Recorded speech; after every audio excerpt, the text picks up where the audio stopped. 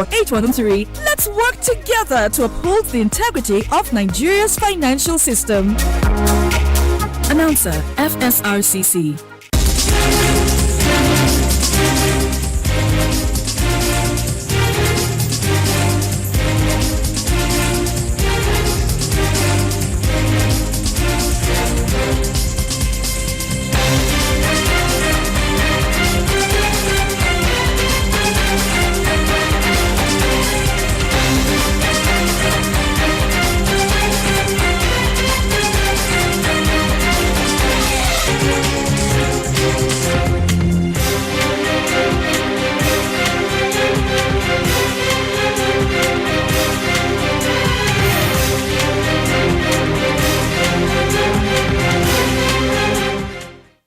The saying goes that it is better to fail at originality than to succeed at imitation. Thanks for joining me.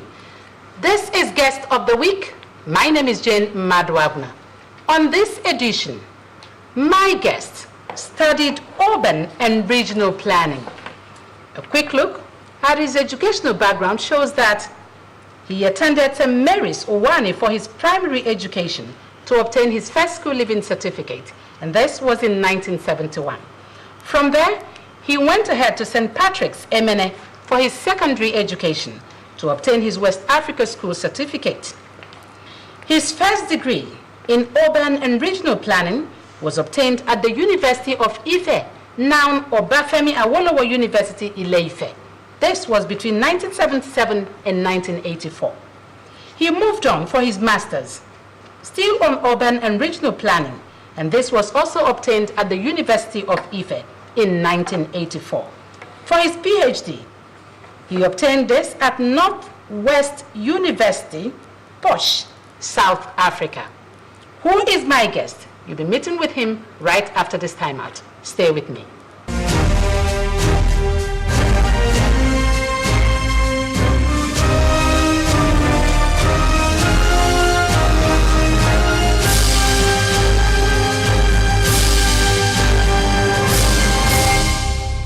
Welcome back. Time to meet my guest. Join me as I introduce to you Dr. Donald Chuba Okeke.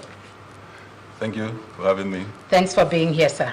Yes. All right. You studied urban and regional planning Yes. through the years to your PhD level.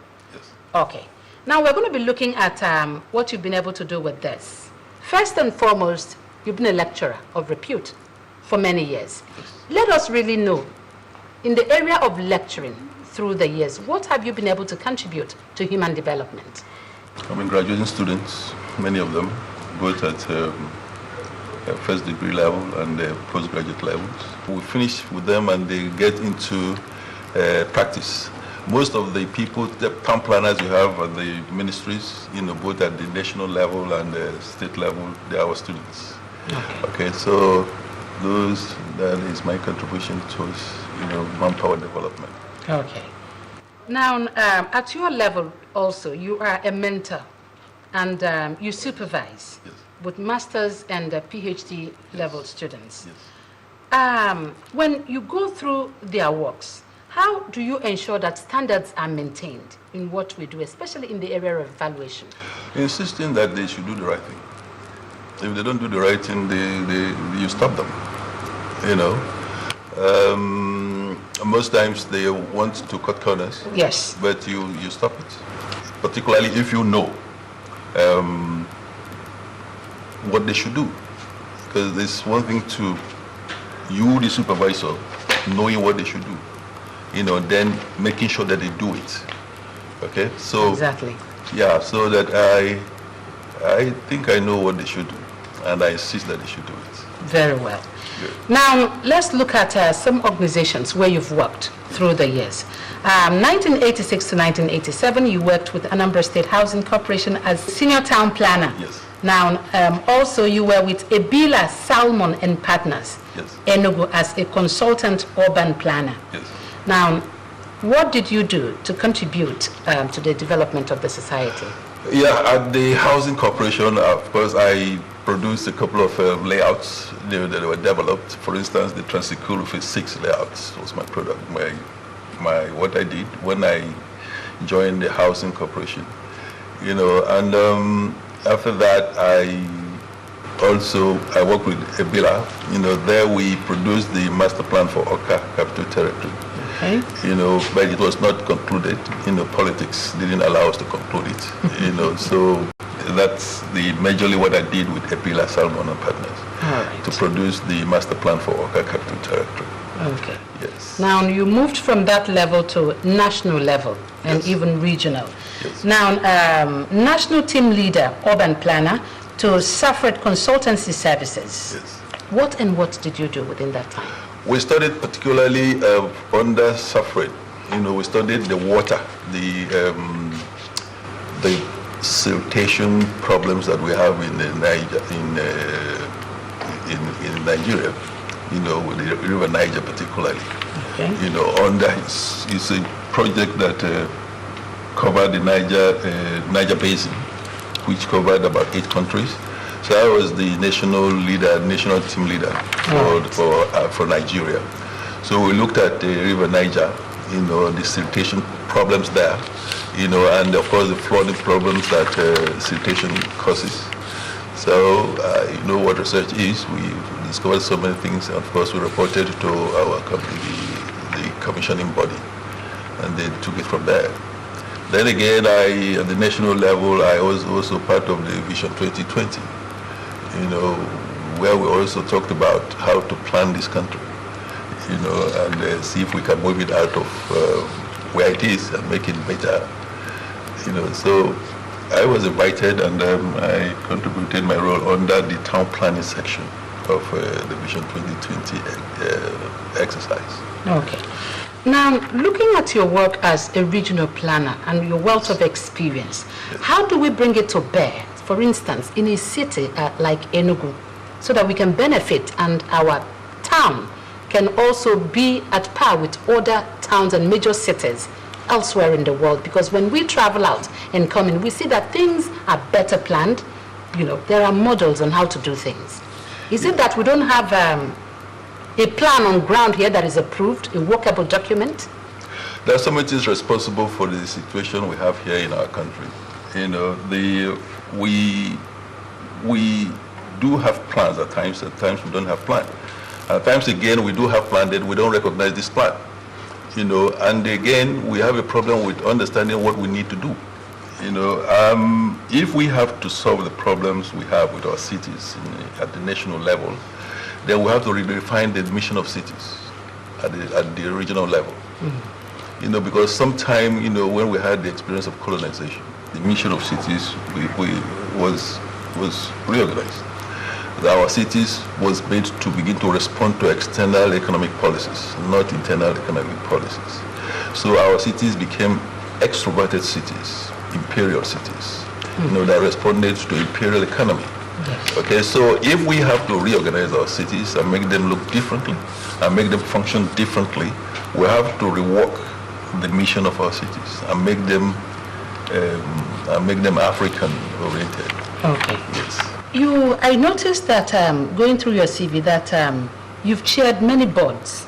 Yes. Board chairman Njikoka Local Planning Authority for Abagana, board chairman Anambra East Local Planning Authority, Otocha Anambra State. In these boards, really, that you chaired, Yes. what were the major contributions you did within that time? Development control. That is the focus of the boards. But unfortunately, I have to tell you, we didn't have planning control. We didn't have plans that we are implementing. We were just conducting development control, without planning control. That's a big problem. Okay, so within the time, I was with some of these boards for about 6 years and stuff like that. So mainly what we did was to see what we can do about controlling development in the city, but that didn't go without its problems. Okay, the problem with planning control is not something the board can just handle. It has to come from the state, from the state level. Of course, that those planning authorities were at the local government level. Okay, so if you want to have the planning control, times it starts from the national level, gets to the state level, then of course planning the local government level. All Yes. right. You've done a number of publications. You've Yes. written books. Yes. Now, I picked up some of the publications you did. One of them is Indigenous Flood Control and Management, Flood Disaster Risk Reduction in Nigeria's Coastal Communities. Yes. The rains are coming again.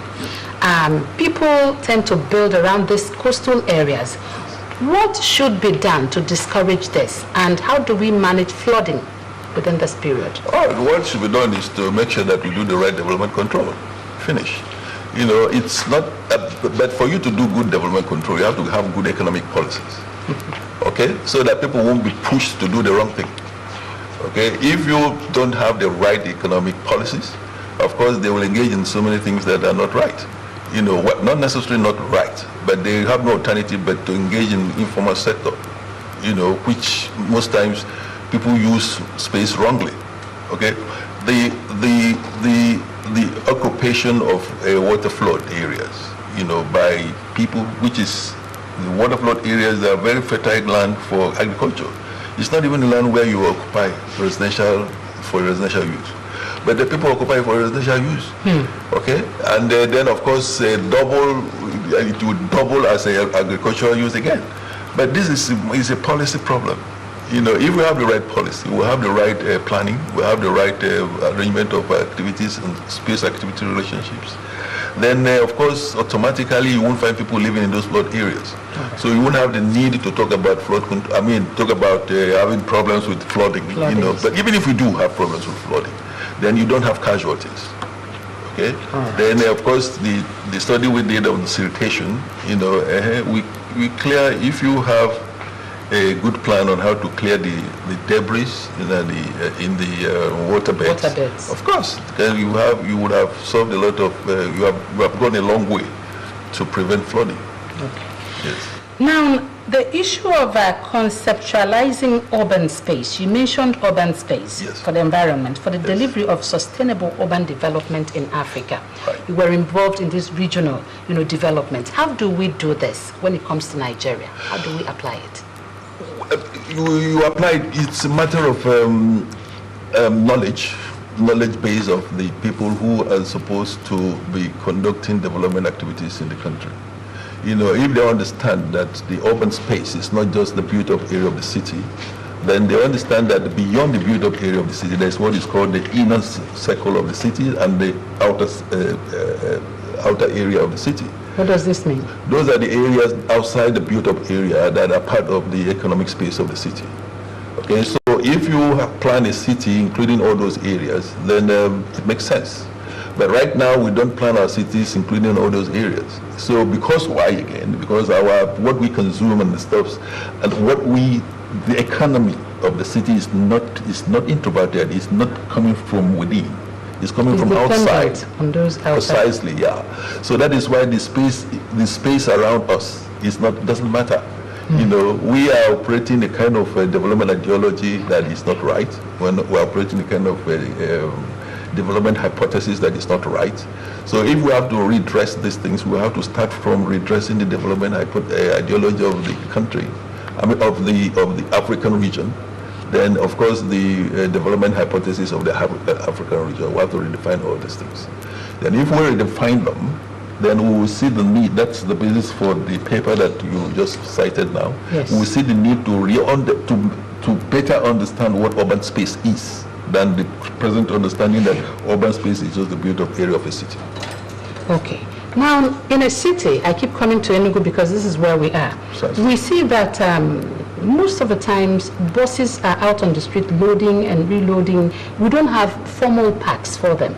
Markets are springing up here and there. Yes. That are not there initially in the initial plan. Yes. What's causing this, and how do we really address these issues? It's our economic system. We have a very terrible economic system. You know, the economic system is not good.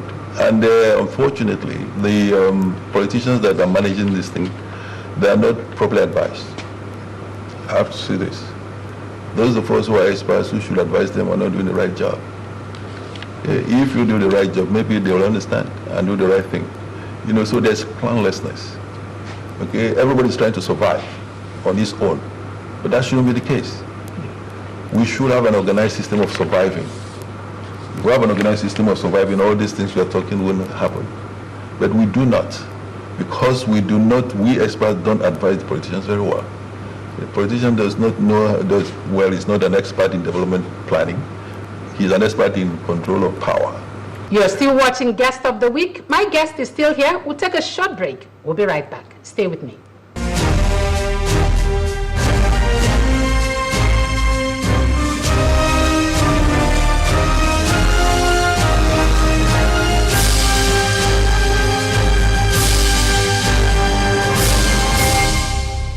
Welcome back. My guest is still here talking about Dr. Donald Chuba Okeke. Okay. You also contributed to journals. Yes. What's your impact of looking at these journals? For instance, one of them, Analysis of Politics in the Land Tenure System. You said it is an experience of successive Ethiopian regimes since 1930. I lifted that up since 1930. Looking at that particular analysis that you did, how is it applicable to us when we talk about this land tenure system? Because here in Nigeria, people own lands, not really the government owning lands.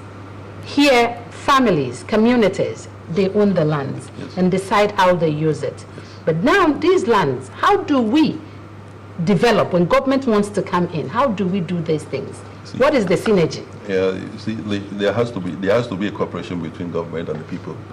But the people will have to understand that government has a job to do, and they don't have to have problems having access to land. Okay, so they wouldn't feel you're taking away our land from them. Yeah, no, there is need for. That's why you see, if you can't live. The people own the land, yes, but if they cannot put it to good use, government can come in. Okay. Yes. So that we can. That is the problem we have with operating the right development ideology. Development hypothesis. Okay. We are operating like we were discussing before this. Yeah, we're operating infrastructure development hypothesis. Which talks about just infrastructure and stuff like that. That shouldn't be the case. If we must turn things around in Africa, we have to operate what is called space economy hypothesis. Okay, and in that case, space means land. And what that means is that access to land shouldn't be a problem. The government should make sure that access to land is not a problem. Traditional holdings on land should not constitute a problem. Otherwise the government should come in. Okay. Yes. Now, looking at you and what you've read, urban and regional planning. And the level you've gotten to, having your PhD, a lot of young people look at certain professions and they feel, I really want something that will make me have quick cash and enjoy life. But they don't want to follow the rudiments to get to where you have gotten to. What would you say are some of those attributes that have helped you to succeed as an individual? Determination, focus, mission. In 1998, I was in Geneva, and one of the World Bank experts now said something that challenged me. He now said that they have looked at everything, trying to find out the problems with Africa. It appears that something still remaining that they've not found out. And they have tried to find out everything, but they've not. There's something they think is remaining to decode before Africa can take off. It was my challenge. I took it up immediately, 1997, 98. Okay, that was in Geneva, and since then, it prodded me on, and it determined what I'm professing. Okay, what I'm professing as an academic. So, and that is what, for me, it doesn't matter how much money. Money it's not the issue. The issue is to make an impact, rework Africa, make a contribution, for posterity. Because most of what we are talking now cannot be done in the sense that there are many forces, there are many interests in Africa that makes it difficult. And again, there's many mentality amongst our leaders, that it's very difficult to push some of these things through their head. And again, some of us who are trying to rework Africa, you don't have access to the level where you get things done. Okay, but it doesn't stop us. Okay. No, not too many of us though. But it doesn't stop us. Now, because the joy comes from putting down these things for posterity. Yes. How do we rework Africa, like you just mentioned, for us to get away from this infrastructure-based orientation? There are three things we can do. First, we have to rework the development ideology of Africa. Presently, the global development ideology is neoliberalism, which we have to move out of. What is neoliberalism? It's very complicated. We cannot even define what it is. But it's a market-oriented way of doing things. Okay? Buying and selling, it's a very harsh form of capitalism. Okay? If I can run you over to get what I want, it's done. So, but Africa, we are not in a position to operate that system because we're not strong, economically or otherwise. So we cannot. So we have to get out of that system. So we have to rework our development ideology. So I have proposed one already. What is called the mercantile development ideology for Africa. I've also published it globally. It's receiving attention. It's challenging the existing orthodoxy of a neoliberal economy, neoliberalism. It's not again. It's not antagonistic, but it's trying to say that we as a people, we can have our own ideologies because we are traditionally we have traditional ideologies in Africa. We have Ubuntu in South Africa. We have Omenanibo. We have Ujama in Tanzania. So some of these things, some of the principles there, you pick them together and you form you create what I call the neo-mercantile development ideology. All right. Yes. Now, after that, after the neo-mercantile development ideology, there are so many things there, that determine for Africa. Then it determines the next thing, that is the development hypothesis. The development hypothesis is no longer infrastructure-based, which the neo-mercantile, the neoliberal ideology is professing. The neo-mercantile development ideology is talking about space economy hypothesis. If we have time, I can give more details. Then beyond that, we cannot move down to the third level, where we now have to transform our cities from the extroverted cities to introverted cities. So three levels. Yes. Before you give us your final thoughts, population is growing. Yes. And surely people are moving from the rural to the urban cities, and we're having new layouts. Yes. How do we ensure in these new layouts that the right things are done when it comes to planning? Of course, by doing the right planning, but unfortunately we don't plan.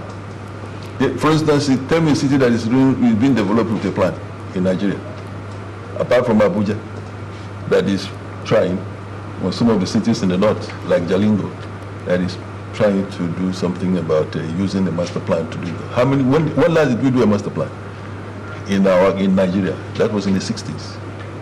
The few master plan that we have tried to do, after then is moribund. It's not used. Nobody listens to it. Our politicians don't listen to master plan, they listen to themselves. Why is it that we can't have these master plans? Because it is a systemic failure. Okay. The leadership, Now, finally, urban and regional planning is a must, like you have said, if we need to move forward really. What's your final thought to the society and to government on how to get things right? We just have to rethink. We have to plan to replan. Okay? We have to plan to replan. If we think that we can make it using the current plan, we cannot. If we think we can make it following the current development hypothesis, we cannot. If we think we can do it by the kind of planning that we do now, this participatory planning thing that has nothing to do with design-oriented development approach, we cannot. So we have to plan to replan. All right. Thank you. That has been it from my guest, Dr. Donald Chuba Okeke. For young people that are watching this program, he says you must be determined and focused if you need to make it in life. Also, we need to really be determined to replan. I want to thank you, Doctor, for being here today. Thank you. And for giving us your thoughts. Thank you very much. Next week, I'll still be here with you. My name is Jane Madwaguna. Thanks for watching this edition. Let's do it again next week. Bye-bye.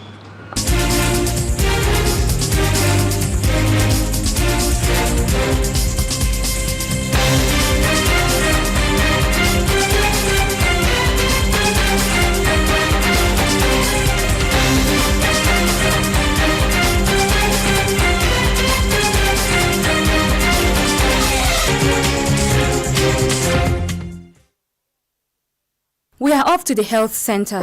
It's nearly 12 kilometers, but distance is no factor. Some days are harder than others. If it rains, this stream is flooded.